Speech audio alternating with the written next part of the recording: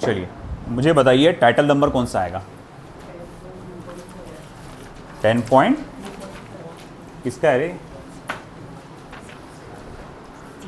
चलिए 10.2.7 that is measurement of pressure, pressure का measurement. अब यहां पर हम दो तरह के डिवाइसेस के बारे में पढ़ने वाले हैं। एक है mercury barometer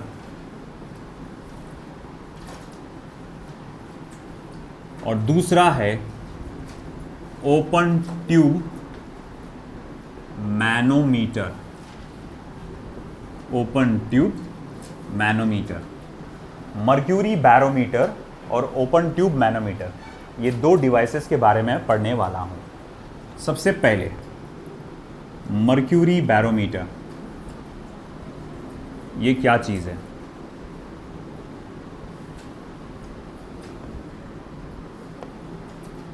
A device which is used to measure atmospheric pressure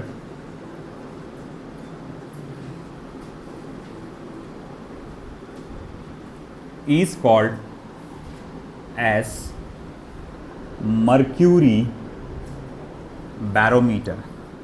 एक डिवाइस जो कि एटमॉस्फेरिक प्रेशर नापने के काम में आता है उसे कहते हैं मर्क्यूरी बैरोमीटर। सर वो अमजद किधर है? वो ब्लैक वाली इंक दे दीजिए इसको।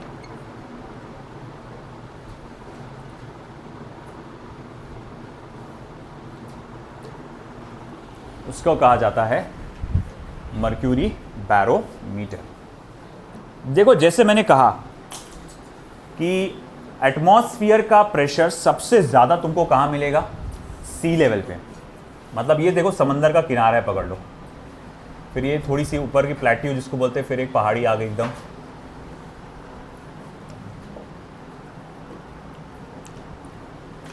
तो मैं देखता हूँ कि ये समंदर का किनारा है।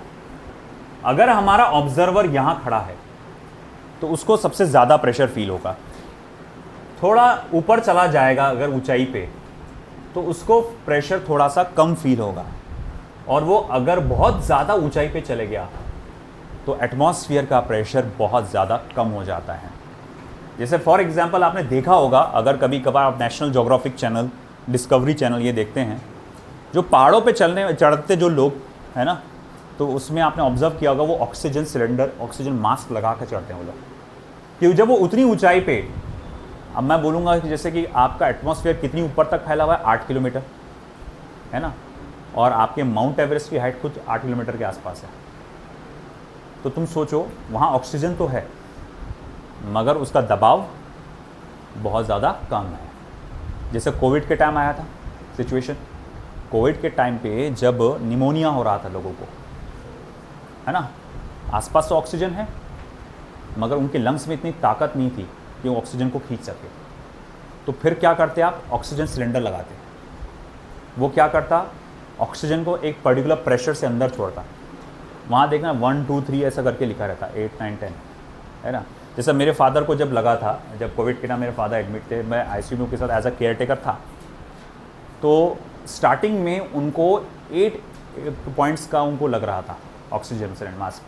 मतलब 8 पॉइंट्स मतलब वो कह सकते हैं 8 टाइम्स दैन, और मतलब कहा जाएगा एटमॉस्फेरिक प्रेशर। यहाँ जो ऑक्सीजन आपके नाक में घुस रही है उससे 8 गुना ज़्यादा प्रेशर से ऑक्सीजन घुसेगी तेज़ी से, ऐसा है ना। तो वो प्रेशर पूरे अंदर, ऑक्सीजन अंदर घुसती है क्योंकि हमारे लंग्स में ताकत नहीं है, लंग्स में इन्फेक्शन है, तो उसमें ताकत नहीं है खुद ब खुद ऐसा फैल के एकदम पूरा ऑक्सीजन खींचने का। तो प्रेशर से ऑक्सीजन फेंकता है वो, बाद में फिर बॉडी की इम्यूनिटी अपना काम करती है ना, सारे जो बाहर से आए हुए बैक्टीरियाज, वायरसेस उनको किल करती है। फिर धीरे धीरे अपन इम्प्रूव होते हैं, लंग्स की कैपेसिटी बढ़ती है, फिर आप थोड़ा कम करते हैं 8 से 6, 6 से 2, 2 से फिर 1.5 1 तक लाते हैं। फिर एक स्टेज आता है जब आप ऑक्सीजन मास्क रिमूव कर देते हैं। आप कहते हैं कि अब आप एटमॉस्फेरिक प्रेशर पे ही ऑक्सीजन इनहेल कर सकते हैं, आज के ज़माने में एटमॉस्फेरिक प्रेशर नापने के लिए तो एक से एक डिवाइसेस मौजूद है, बहुत सारे डिवाइसेस, एक से मतलब कहा जाएगा एडवांस लेवल के डिवाइसेस मौजूद हैं। मगर ये बात हम जो करेंगे मर्क्यूरी ट्यूब बैरोमीटर, ये सबसे पहला डिवाइस जो एटमॉस्फेरिक प्रेशर नापने के लिए बनाया गया था। वो कैसे बनाया गया था, उसका फंक्शन कैसा था, ये हम सब देखने वाले हैं। और बहुत आसान है, कुछ भी नहीं है इसमें एकदम। तो चलिए देखते हैं मर्क्यूरी ट्यूब बैरोमीटर का कैसा है कंस्ट्रक्शन। सबसे पहले मैं यहाँ पर एक बीकर को इमेजिन करूँगा। मैं पहले एक रफली आपको बताने वाला हूँ, फिर बाद में सिस्टमैटिकली पॉइंट वाइज दिखा दूंगा। तो अभी जो मैं बोर्ड पे लिखने वाला हूँ उसको नोट मत करना, ये सिर्फ रफ नोटेशन है। फिर एक्सप्लेन करने के बाद आपको अच्छे से सिस्टमैटिक तरीके से बता दूंगा।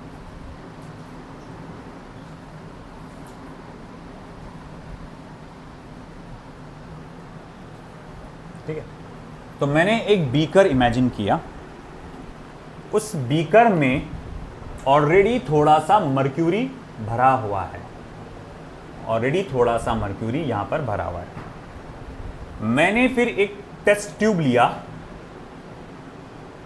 टेस्ट ट्यूब जैसा कुछ है जिसकी लंबाई अराउंड 1 मीटर के आसपास होगी, लंबाई अराउंड 1 मीटर के आसपास होगी, और यहां पर स्केल्स में मार्किंग लगी हुई होगी कैलकुलेशन के लिए। मैंने इसे ब्रिम तक, ब्रिम मतलब ये ऊपर का किनारा, वहां तक पूरे मर्क्यूरी से उसको भर के रख दिया। ये भी मर्क्यूरी है, ये भी मर्क्यूरी है, पूरा ब्रिम तक मैंने इसे मर्क्यूरी से भर के रख दिया। अब मैं इसको थोड़ा सा अंगूठे से ऐसा बंद करूंगा ताकि ज़रा सा भी मर्क्यूरी नीचे ना गिरे। इसको ऐसा लेके जाऊंगा और मैं उसे उल्टा रख के ऐसा थोड़ा डुबा के अंदर छोड़ दूंगा। तो अब होगा क्या कि जब इस तरह से आप इसे छोड़ेंगे तो आप ये देखेंगे कि थोड़ा सा मर्क्यूरी इसके अंदर गिर गया। थोड़ा सा अंदर ले जाना है बस, ज़्यादा नहीं। थोड़ा सा मर्क्यूरी ग्रेविटी की वजह से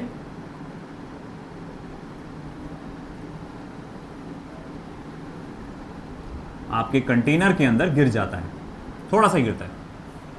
अब अगर थोड़ा सा मर्क्यूरी कंटेनर के अंदर गिर गया तो क्या होगा कि यहां हल्का सा गैप क्रिएट हो जाएगा, है ना। यहां क्या क्रिएट हो जाएगा, गैप क्रिएट हो जाएगा। ये बात समझ में आई आपको? आपने ट्यूब को ऐसा उल्टा किया, छोड़ा, मर्क्यूरी नीचे गिरा, है ना, थोड़ा सा यहाँ क्या हो गया, गैप क्रिएट हो गया। अच्छा एक बात बताओ मुझे, मैं बोलूँगा इस जगह पर क्या है, इस खाली जगह पे क्या है? एयर होगी क्या? एयर है क्या वहाँ पर? कुछ भी नहीं है, सिर्फ खाली जगह है। क्योंकि यहाँ एयर तो था नहीं, उसने पहले क्या था, वहाँ पर मर्क्यूरी था और वो मर्क्यूरी तो नीचे आ गया। तो यहाँ क्या क्रिएट हो गया, वैक्यूम। क्या क्रिएट हो गया, वैक्यूम। और इस वैक्यूम को साइंटिस्ट के नाम पे टॉरिसेलीस वैक्यूम कहा जाता है ना। ऑफ कोर्स उन्होंने बताया होगा वहाँ पर वैक्यूम है करके तो इसको नाम दिया गया टॉरिसेलीस वैक्यूम। अब ऐसा है, ये कंटेनर जो आप नज़र आ रहा है, इस कंटेनर को आप अलग अलग जगह लेके जाओ। जैसे मैं यहाँ खड़ा हूँ तो मैं देखता हूँ कि लिक्विड यहाँ पर हाइट तक के नज़र आएगा आपको। मगर मैं सपोज करो इसी कंटेनर को लेकर किसी तरह से, इसी तरह से रख लेकर किसी तरह मैं कश्मीर चला गया। कश्मीर हमारे मुकाबले उसकी हाइट थोड़ी सी ज़्यादा है, तो कश्मीर में चला गया, लद्दाख में चला गया, तो मैं वहाँ देखता हूँ कि ये लिक्विड का लेवल थोड़ा सा नीचे आ जाता है। तो माउंट एवरेस्ट की ऊंचाई पे चले गए तो लिक्विड का लेवल और ज़्यादा नीचे आ जाएगा। तो ये जो हाइट ऑफ लिक्विड कॉलम है, इसके ज़रिए आप पता लगा सकते हैं कि यहाँ पर उस जगह पर प्रेशर कितना है। बोले ये कैसे पता चलेगा? बहुत आसान है। चलो ये 3 पॉइंट्स पकड़ के चलो, point A, point B, point C. ये 3 पॉइंट्स पकड़ के चलो। मैं कहूँगा प्रेशर एट पॉइंट बी कितना है, तो आप कहेंगे प्रेशर एट पॉइंट ए, है ना, pressure at point A plus आपका pressure due to liquid column, pressure due to liquid column. तो मैं बोलूंगा अच्छा ठीक है, प्रेशर एट पॉइंट बी जो है pressure at point A plus pressure due to liquid column के बराबर है। मैं बोलूंगा ए के ऊपर है क्या, कुछ ही नहीं है, खाली जगह है, एयर भी नहीं है वहां पर, तो कुछ है नहीं, तो कोई चीज है ही नहीं, तो क्या वो प्रेशर देगी क्या? तो भैया वहां पर तो प्रेशर इसका कितना है, 0 है ना, वो किसका है, प्रेशर 0 है। अच्छा pressure due to liquid column कितना होता है, अभी थोड़ी देर पहले बताया था, एच रो जी। बोले लिक्विड कॉलम का प्रेशर तो क्या होता है, एच रो जी होता है ना? बोले बिल्कुल सही। मतलब ये पता चल गया कि प्रेशर एट पॉइंट बी जो है वो असल में किसके बराबर है, एच रो जी के बराबर है। मतलब ऐसा है कि अगर आप हाइट गिन लोगे, क्योंकि यहाँ स्केल लगी हुई है ना, बताता हूँ मैं, स्केल रहती लगी हुई जो हाइट बता देती, और जिस आप मटेरियल का इस्तेमाल कर रहे हो, मटेरियल कौन है, मर्क्यूरी है ना, मटेरियल ऑफ मर्क्यूरी, तो उसका डेंसिटी मालूम होता है हमको हमेशा। डेंसिटी ऑफ मर्क्यूरी क्या होता है, 13.6 × 10⁻³ मीटर क्यूब होता है।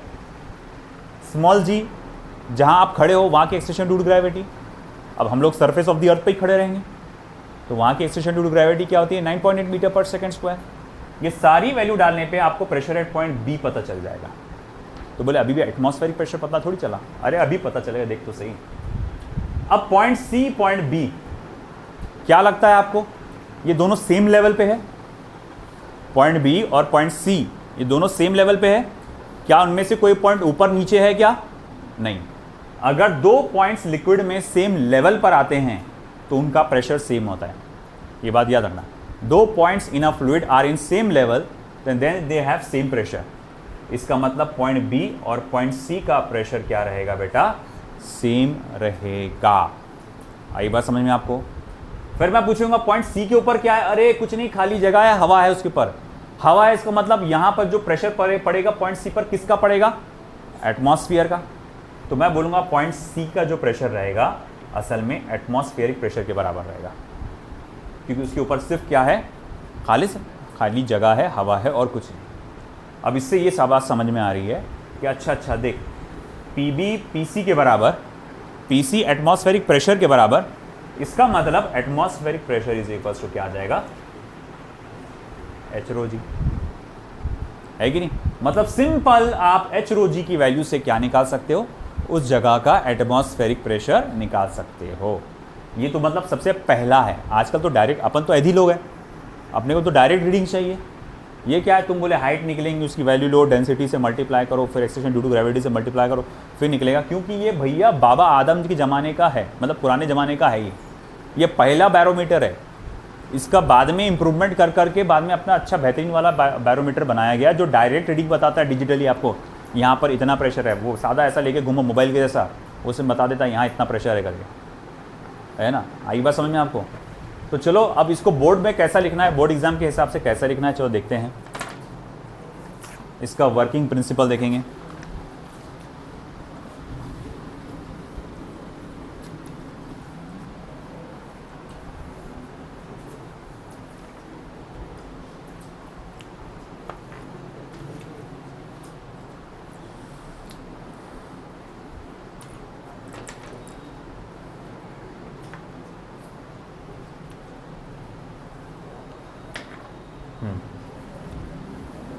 वर्किंग प्रिंसिपल,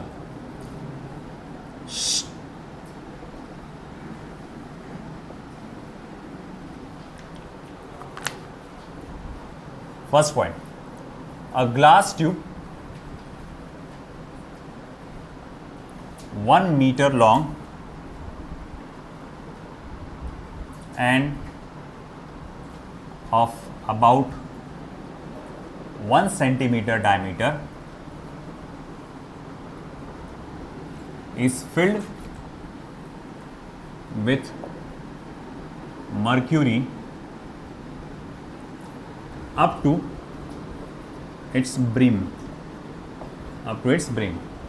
ब्रिम मतलब होता है पूरा, हलक तक बोलते हैं ना उसको, जो पूरा ऊपर एंड तक के आपको लिखना है, भरा गया है okay. Second, it is then quickly inverted into a small dish containing mercury.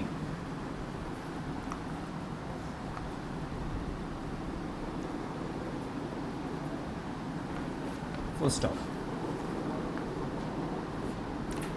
The level of mercury in the tube drops down, falls down लिखेंगे, falls down as some of the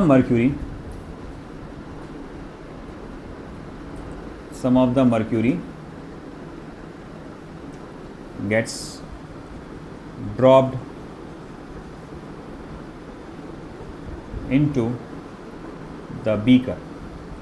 तो भैया थोड़ा सा मर्क्यूरी जो आपके tube में का है वो कम हो जाता है, उसका जो लेवल है थोड़ा सा कम हो जाता है, मतलब देखो जो ऊपर तक भरा था वो थोड़ा नीचे तक आ गया क्योंकि भाई थोड़ा सा मर्क्यूरी बीकर में गिर गया। ठीक है,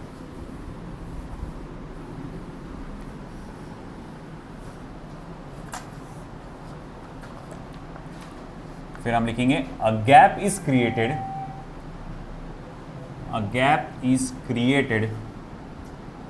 between the surface of mercury. A gap is created between the surface of mercury in the tube,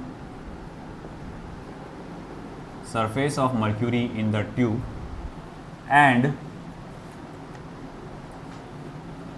closed end of glass tube.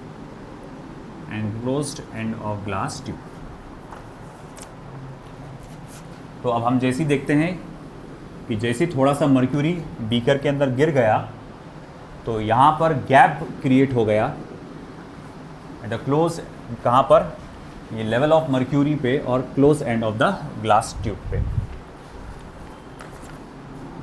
This gap contains nothing, hence it is called as Torricelli's vacuum, इसीलिए उसका नाम दिया गया Torricelli's vacuum।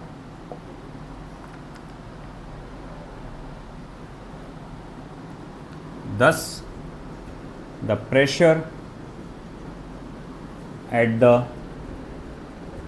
upper end of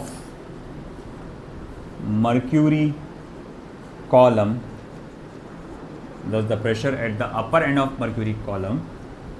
that is PA equals to 0,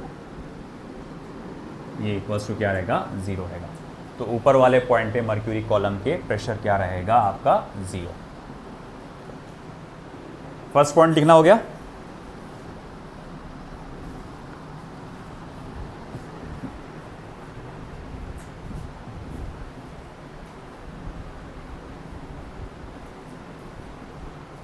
फिर हम दो points की बात करेंगे बी और सी जो सेम लेवल पे है। Let us consider 2 points B and C which are at the same level,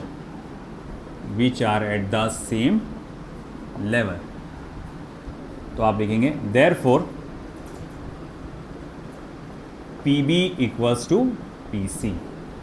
मैं बोल सकता हूं कि वो दोनों सेम लेवल में होने के कारण दोनों का प्रेशर कैसा होगा, सेम होगा।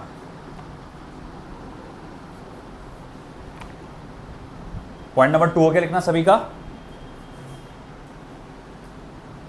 किसी का बाकी है?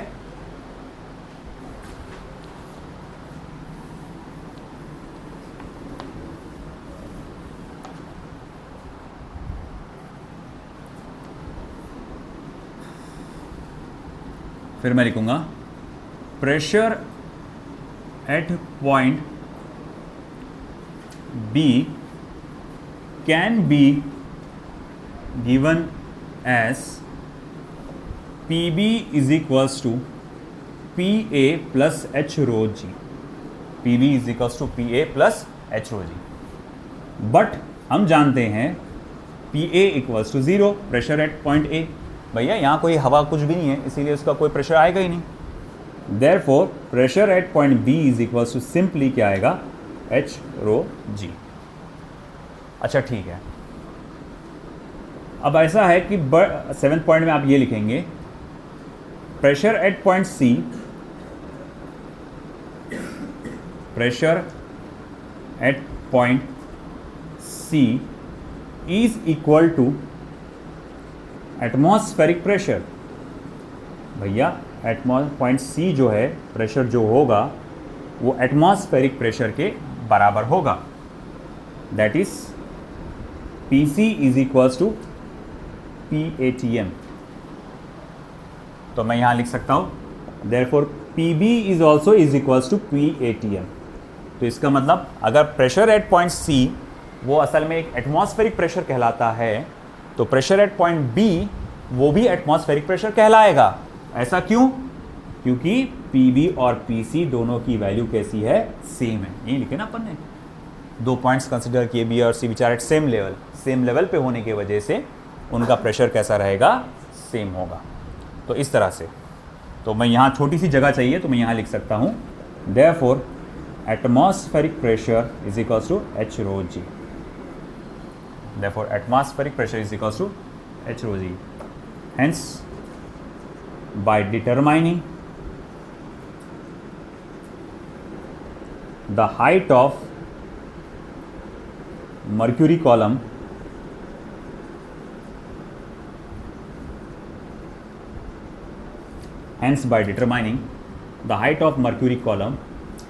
we can calculate, हम कैलकुलेट कर सकते हैं एटमॉस्फेरिक प्रेशर. आपने पूरा लिखना, मैंने शॉर्ट में लिखा.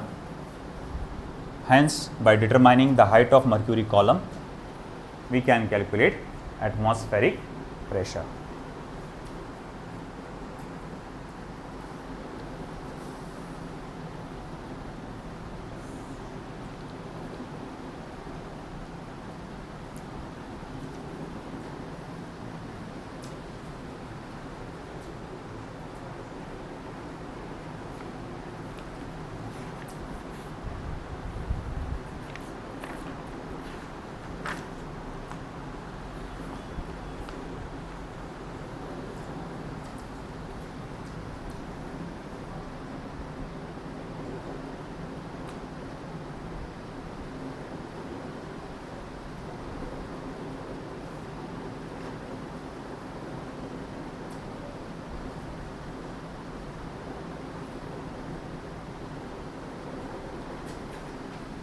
हो गया लिखना.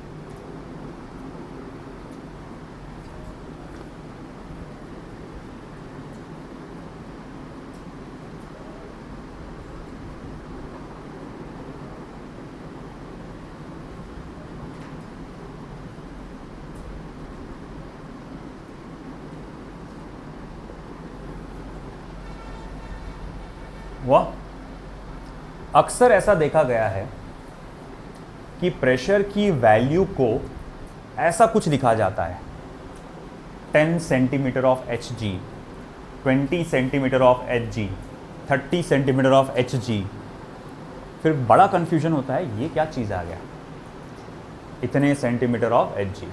हम जानते हैं प्रेशर को नापने के लिए जो यूनिट इस्तेमाल होता है, एक तो वो पास्कल होता है या फिर न्यूटन पर मीटर स्क्वायर होता है, मगर हमको वैल्यू जो दी जाएगी वो दिया जाएगा जैसे कि x centimetre of H G. अब ये सवाल उठता है हमारे दिमाग में कि यार ये आप इसको कैलकुलेट कैसे करेंगे फिर, और ये बोलना क्या चाह रहा। यहाँ पर अगर ये कहता है कि किसी जगह पे या किसी चीज़ का pressure x centimetre of H G है, इसका मतलब ये होता है कि वो जो आपका मर्क्यूरी बैरोमीटर है ना, उसमें लिक्विड कॉलम का हाइट यानी मर्क्यूरी कॉलम का हाइट 70 सेंटीमीटर बता रहा है। क्या बता रहा है? x centimetre. बात समझेंगे बेटा आप?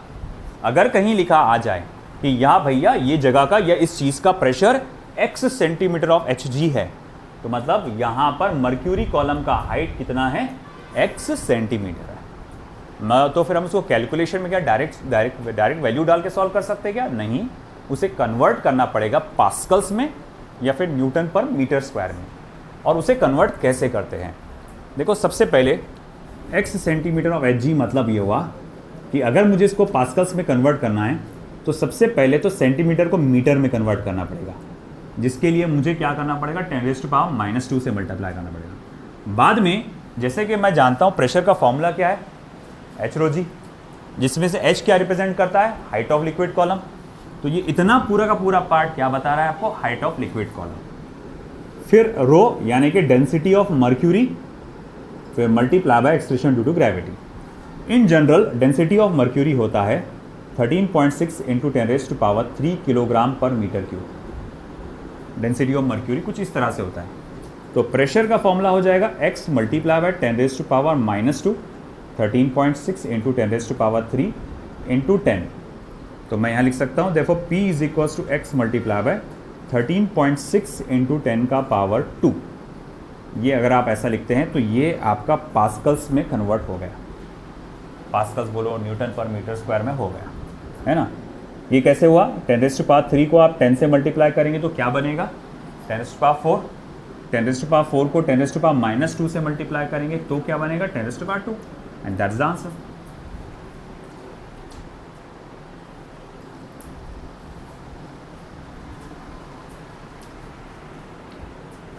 इधर का पूरा हो गया ना?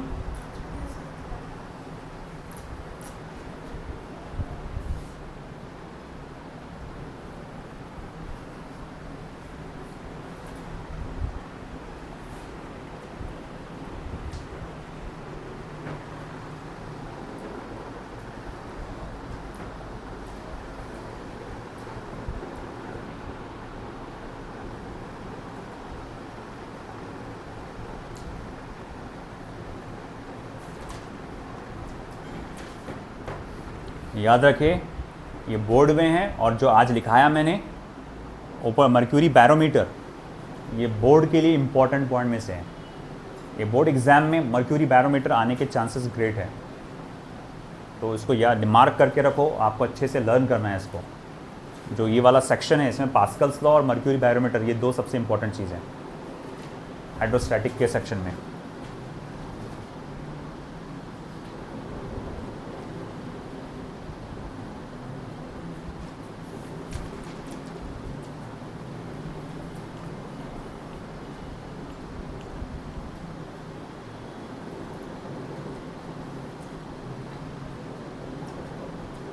हुआ? ये हो गया पूरा?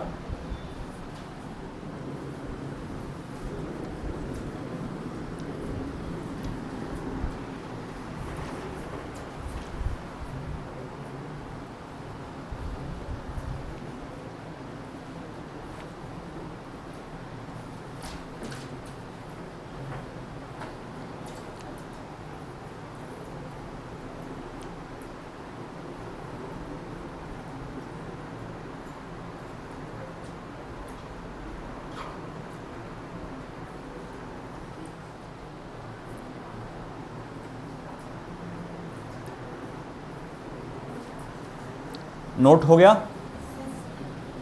किसी का नोट बाकी है? जल्दी करें। फिर ओपन ट्यूब मैनोमीटर लेना अपने को। अब सेकंड वाला ओपन ट्यूब मैनोमीटर।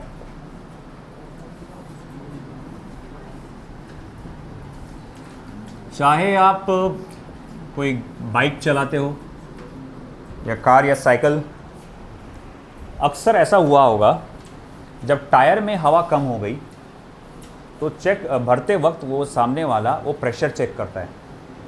एक छोटा सा लेकर आता है डिवाइस, वो लगा कर देखता है, वो काटा यूँ जाता है ना, और फिर बताता है वो इतने प्रेशर। और कई बार ऐसा भी हुआ कि वो आपसे पूछता होगा कितने प्रेशर का गैस डालूं करके, 30 का 40 का, जैसा कार में जनरली बोलता है कि सामने के चक्के में 40 का प्रेशर या 30 का प्रेशर रखो, 40 का प्रेशर, पीछे के चक्के में 30 का प्रेशर रखो, ऐसा बोलते हैं। बाइक्स में भी वो आपसे पूछते हैं। जैसे ही कहा जाता है गर्मी के मौसम में, जैसा भी गर्मी का मौसम आ रहा है तो प्रेशर ऑलरेडी कम रखना चाहिए। क्यों? क्योंकि गर्मी की वजह से गैस एक्सपांड होती है, जिसकी वजह से अंदर टायर का प्रेशर ऑटोमेटिकली बढ़ने वाला रहता है। अब तुम क्या करते, ज़बरदस्ती उसको एकदम फटे तक के उसमें भर दिए तुमने गैस, और बाहर तुम धूप में खड़े कर दिए। अच्छा, ज़बरदस्त टेम्परेचर बढ़ गया, प्रेशर बढ़ेगा और एक ऐसा स्टेज आएगा ताड़ करके टायर फूट जाता खड़े खड़े, है ना। तो वही प्रॉब्लम जाती है। अब आजकल तो अगेन फिर से देखा गया तो बहुत आसान से गैजेट्स हैं किसी भी चीज़ का प्रेशर नापने के लिए, है ना। इवन आप घर में जो गैस सिलेंडर्स आते हैं उसको भी प्रेशर नापना है तो सीधा वो एक लगाते हैं, वैसे ही कुछ रहता है डिवाइस, बता देता है इसमें इतनी इतनी गैस भरी हुई है, इतना प्रेशर है इसमें। जब ये पहली बार बनाया गया होगा ओपन ट्यूब मैनोमीटर, तो ये कैसा बनाया गया होगा, इसका फंक्शन कैसा होगा, वो देखेंगे हम लोग। तो सबसे पहले ओपन ट्यूब मैनोमीटर क्या है वो देख लेते हैं अपन। बातें कोई नहीं करेगा। The open tube manometer, the open tube manometer measures the pressure difference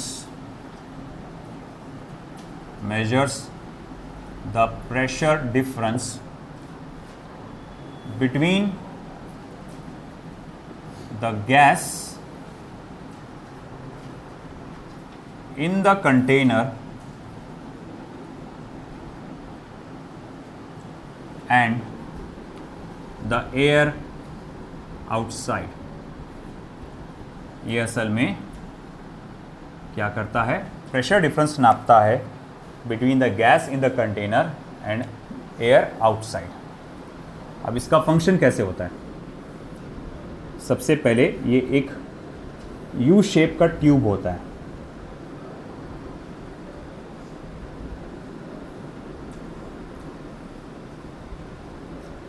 तो भैया ये यू शेप का ट्यूब होता है।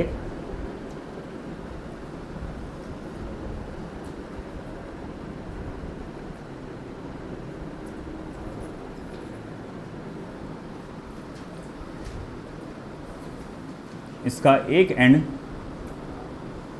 किसी गैस की टैंक से कनेक्टेड होता है।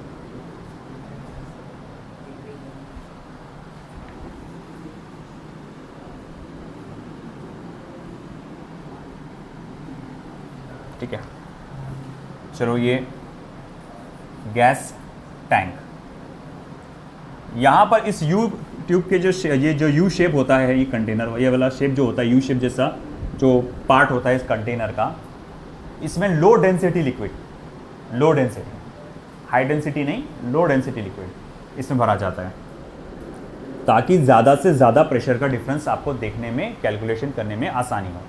अब यहाँ पर एक असर्शनल रीज़न का क्वेश्चन बनता है ना। वो कैसा, अगर आपसे उसने किसी ने पूछा कि यहाँ पर लो डेंसिटी का लिक्विड भरा जाता है क्या, जैसे स्टेटमेंट में आ सकता है कि open tube manometer contains low density liquid in you tube, है ना।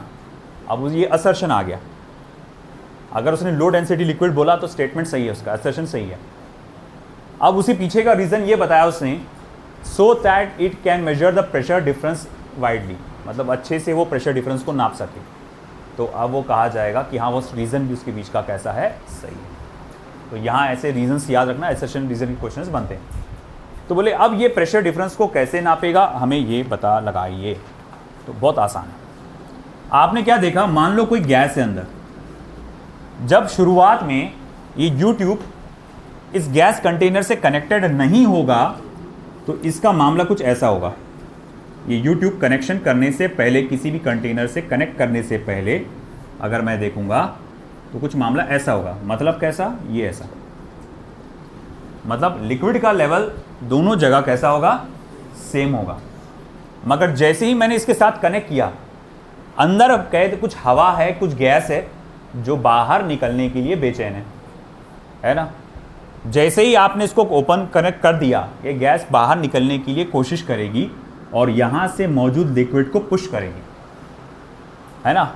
जैसे जैसे यहां से लिक्विड का लेवल बढ़ता जाएगा, ऊपर से किसका दबाव पड़ रहा है, एटमॉस्फेयर का। एक स्टेज आएगा कि उसके आगे वो नहीं जा पाएगा, ठीक है। फिर हम देखेंगे, अच्छा ठीक है, इन दोनों लेवल में फर्क कितने का आ गया, हाइट एच का, है ना।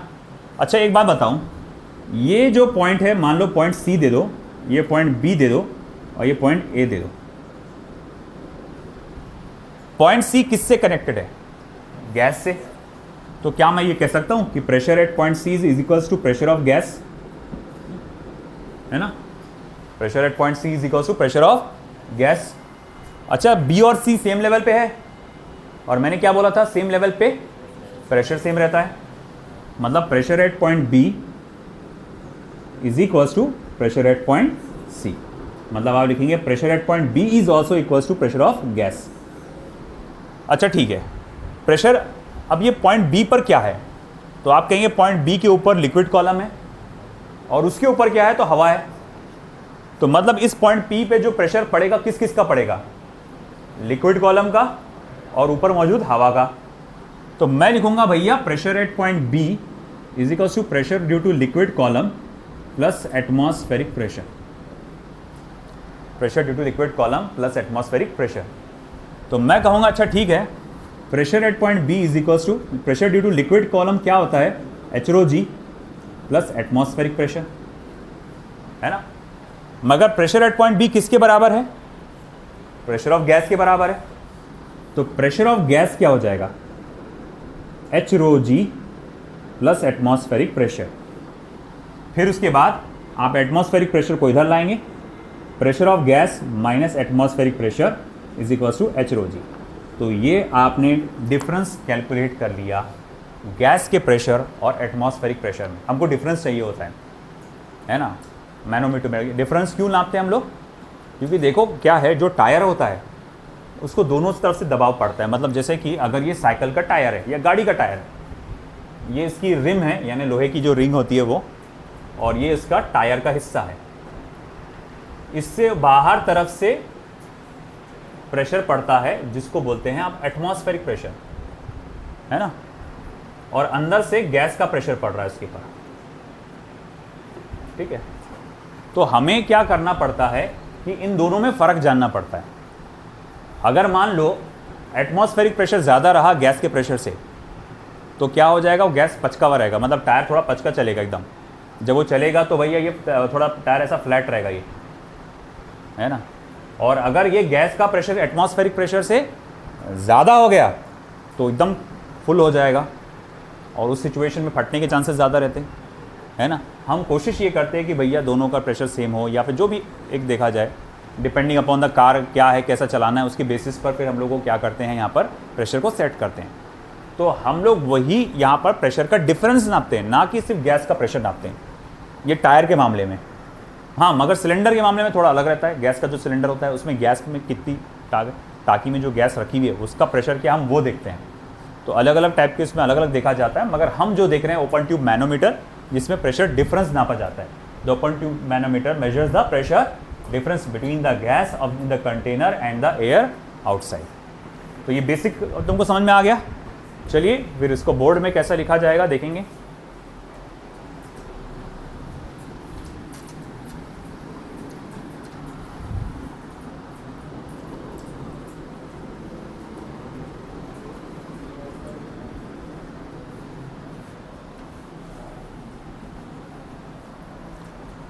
Okay,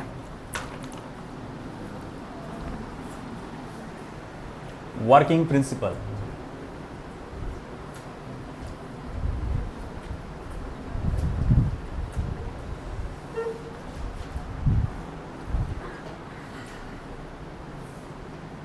A manometer consists of a U-tube partially filled with a low density liquid, partially filled with a low density liquid such as water और केरोसिन, जैसे कि वाटर या फिर kerosene. This helps in having a large level difference between the level of liquid in two arms of manometer।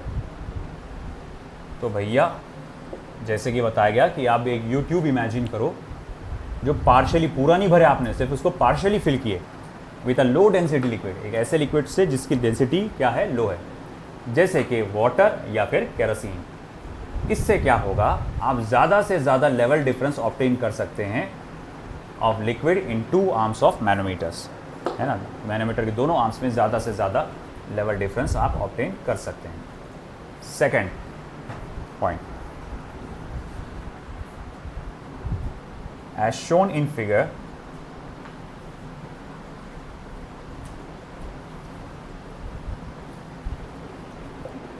one end of U-tube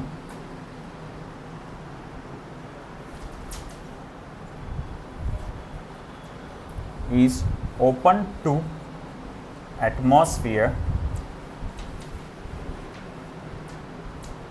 while the other end is connected to gas tank। जैसे कि हम देख सकते हैं, एक and जो है आपका यूट्यूब का ओपन टू एटमॉस्फियर है, while the other is connected to the gas tank, which creates a level difference of liquid in U-tube due to pressure of gas, जिसके वजह से आपका एक यहाँ पर लेवल डिफरेंस आ जाता है due to the pressure of gas.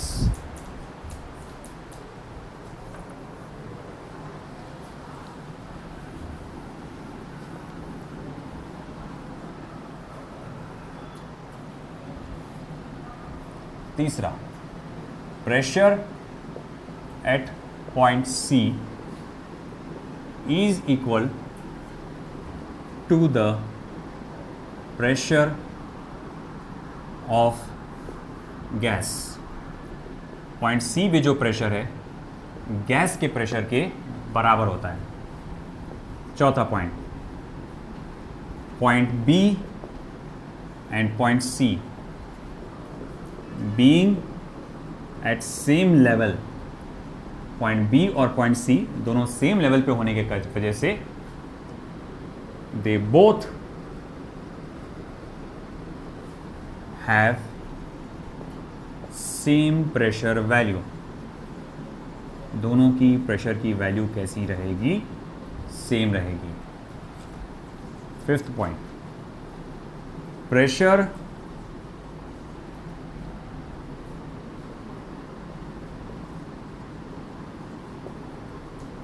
at point B can be given as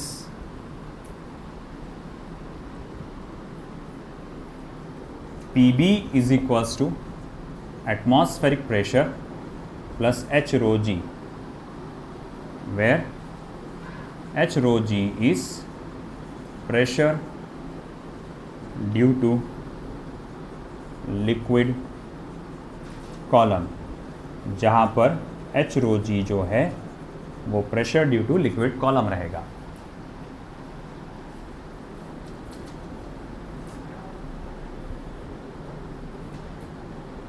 Therefore, PC is equals to PA plus H rho g, since PB is equals to PC, but PC is pressure of gas। भाई PC तो क्या है? Pressure of gas है।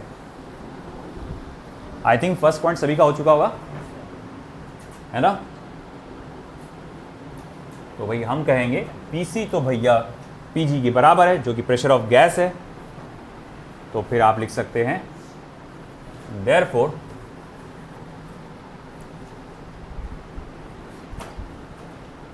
pressure of gas is equals to PA plus H rho g, PA plus H rho g, pressure of gas is equals to PA plus H rho g, that is PG minus PA is equals to H rho g. Hence difference in pressure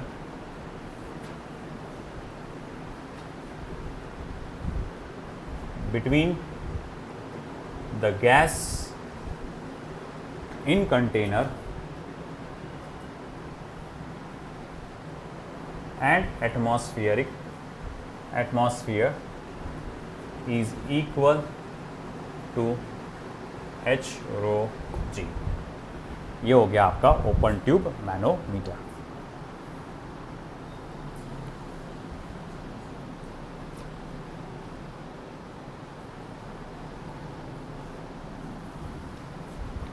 दोनों का formula same आ रहा है, H rho जी। Mercury barometer का भी वही है, H rho जी, और open tube manometer का भी क्या है, एच रो जी।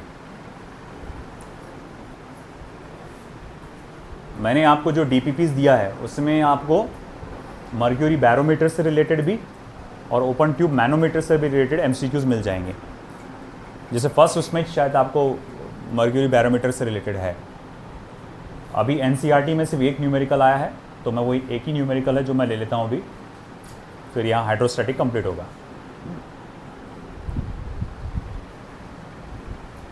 ये हुआ।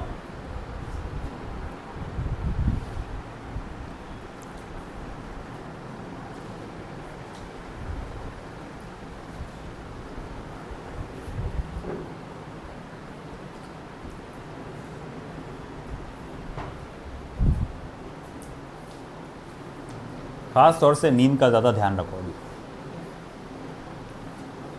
है ना? नींद का टाइम चेंज, अरे तुम्हारे को कोई भी टाइम पे रखे तुम्हारा वही हाल रहेगा। अरे चल जा रहे, अरे चल जा रहे। सुबह का भी मेरे को एक्सपीरियंस है, सुबह उल्टा, और तो सुबह के तुम्हारा थोड़ा सा भी सोना होता नहीं है ना, फिर जब तुम आते सुबह में तो यूँ 6-7 बजे। अरे सब एक्सपीरियंस है भाई मुझे, वो ऐसे ही हुआ था एक बैच में। मालूम, पहले सुबह का टाइम रखें, डायरेक्ट 6 बजे की पहली बैच, 6 से 6:30-7 बजे तक के थोड़ा अच्छा चल जाते थे वो, और जो 7 बजे के बाद दुलके लेना चालू है। हाँ तो गलती हुई है ना आपकी। अरे छोड़ो रे, सबका अपना अपना रहता।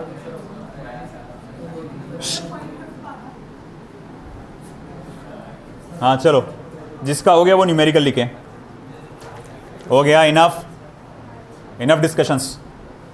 अब ये न्यूमेरिकल लिखो।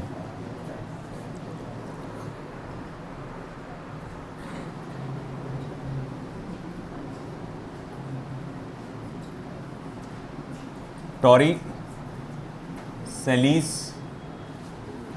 Barometer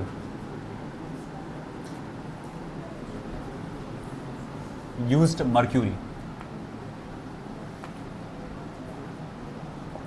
Torricelli's barometer used mercury. Pascal duplicated it using French wine of density बस इनफ 984 किलोग्राम पर metre cube. Determine the height of wine.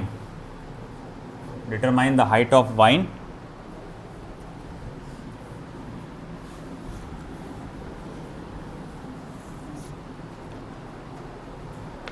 column for normal atmospheric pressure.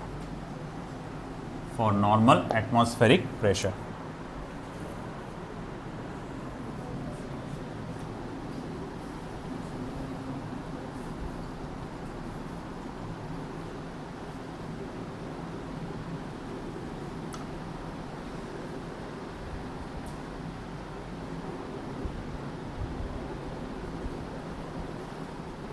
ये वाला पार्ट हो गया. जल्दी करो बेटा, डायग्राम तो हो चुका हूँ ना.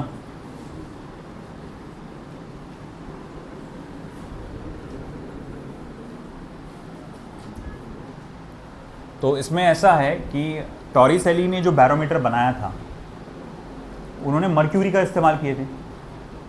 पास्कल साहब ने सोचे कि भाई हम एक काम करते कि हम भी वो बैरोमीटर बना कर देखते हैं, मगर मर्क्यूरी की जगह वो फ्रेंच वाइन का इस्तेमाल करेंगे.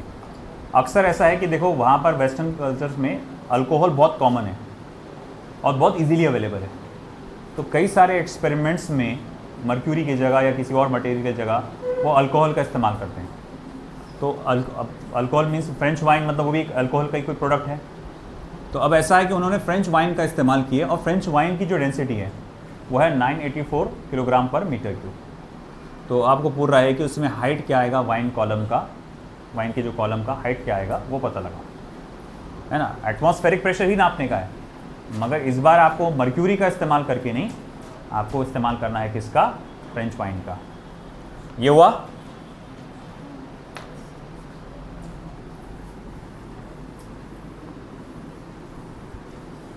बहुत इजी है.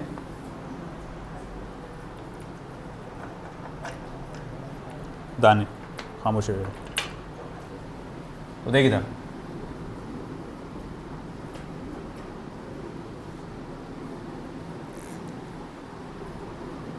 एटमॉस्फेरिक प्रेशर बैरोमीटर के जरिए निकालने का फॉर्मूला है एच रो जी. रिमेंबर कि आप बैरोमीटर की मदद से एटमॉस्फेरिक प्रेशर कैसे कैलकुलेट कर सकते हैं, एच रो जी के फॉर्मूले से.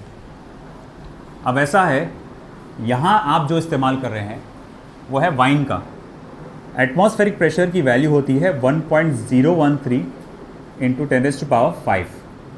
मुझे एच की वैल्यू को कैलकुलेट करना है और मैं कहूँगा रो यानी डेंसिटी ऑफ वाइन जो कि है 984 और मल्टीप्लाई बाय जी, जिसको अगेन आप 9.8 या 9-10 अप्रॉक्सीमेशन में कंसिडर कर सकते हैं. अच्छा एक काम करिए, आप 9.8 को 984 से मल्टीप्लाई करिए और मुझे बताइए कितना आता है.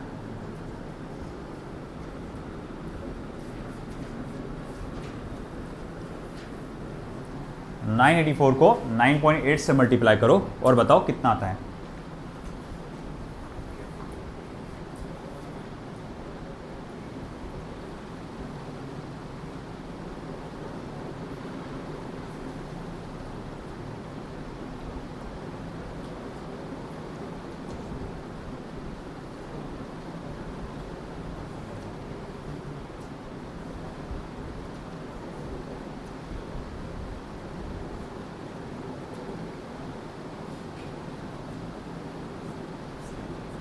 How much? वो 9.9, फिर से बोलो। 9643.2 चेक करो सही है क्या? सब लोग चेक करें। ठीक है, अब अगर मैं डेसिमल्स को सरकाऊं आगे तो 1.013 इंटू 10⁵ मैं इसको लिख सकता हूँ 9.6 इंटू 10⁵, 9.6 इंटू 10⁵। अब इसके आगे के कैलकुलेशन के लिए एक तो आप अप्रॉक्सीमेशन मेथड इस्तेमाल कर सकते हैं, जैसे कि 9.6 को अप्रॉक्सीमेट 10 लेके काम चला सकते हैं, या फिर आपको लॉग बुक का इस्तेमाल करना पड़ेगा, है ना, या फिलहाल में अभी हम लोग कैलकुलेटर का इस्तेमाल कर सकते हैं। तो जिसको बोला जाए सिर्फ वही निकालें। फॉरजान निकाल 1.013 डिवाइडेड बाय 9.6।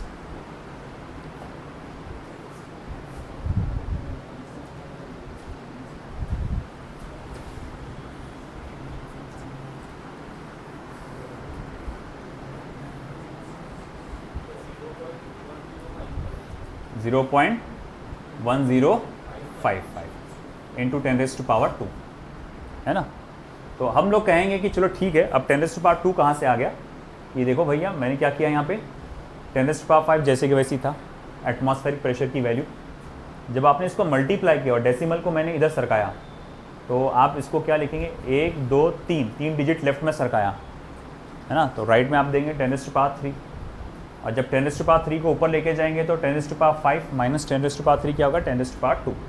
तो ये होगा आपका h is equal to 10.55 metres. मतलब अगर आपने फ्रेंच वाइन का इस्तेमाल किए तो वो लिक्विड कॉलम की हाइट 10.55 मीटर्स हो जाएगी एटमॉस्फेरिक प्रेशर। मतलब सिंपल सी बात है, आपका काम प्रेशर नापने का काम मर्क्यूरी में 1 मीटर अगर ट्यूब अगर देखा जाए तो इतना होता है, उससे काम हो जा रहा था। मगर आप अगर फ्रेंच वाइन का इस्तेमाल करेंगे तो भैया वहाँ पर 10 मीटर से भी बड़ा, 11 मीटर के आसपास का लंबा ट्यूब लगेगा आपको, ठीक है। तो दिस इज़ इट। यहाँ हमारा पहला पार्ट हाइड्रोस्टैटिक कंप्लीट होता है। अब मैंने जो आपको डीपीपीस दिया था, प्लीज़ आप बताइए मुझे डीपीपीस 1 2 एंड 3 तीनों बताइए।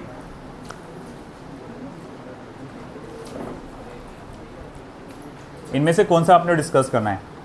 आई वॉन्ट यू कि आप DPP1 पूरा सॉल्व करें, DPP2 ये भी आपको पूरा सॉल्व करना है। DPP1 एंड DPP2 ये पूरा का पूरा आपका हाइड्रोस्टैटिक पे बेस्ड है, पूरा का पूरा हाइड्रोस्टैटिक पे बेस्ड है। और DPP3 में थोड़ा सा हाइड्रोस्टैटिक और थोड़ा सा हाइड्रोडायनेमिक्स आ चुका है। DPP2 बहुत इंपॉर्टेंट है। इसमें खास तौर से ये जो आप कुछ न्यूमेरिकल्स देख रहे होंगे, ये यूट्यूब वाले दिख रहे होंगे आपको, है ना, ये बहुत इंपॉर्टेंट है। बहुत बड़े चांसेस है आपको यही वाले क्वेश्चंस नीट में देखने को मिल जाए या सिमिलर पैटर्न में नीट में देखने को मिल जाए। तो भाई ध्यान रखें, ये बहुत इंपॉर्टेंट है नीट एंड जेईई दोनों के लिए। तो आप 1 एंड 2 कल दोनों सॉल्व करके आएंगे। कल हम लोग इसके DPPs डिस्कस करेंगे और फिर इंशाल्लाह अगले पार्ट पे यानी कि हाइड्रोडायनामिक्स पे अपन आगे बढ़ेंगे। चलिए, डाउट्स वाले आ जाए।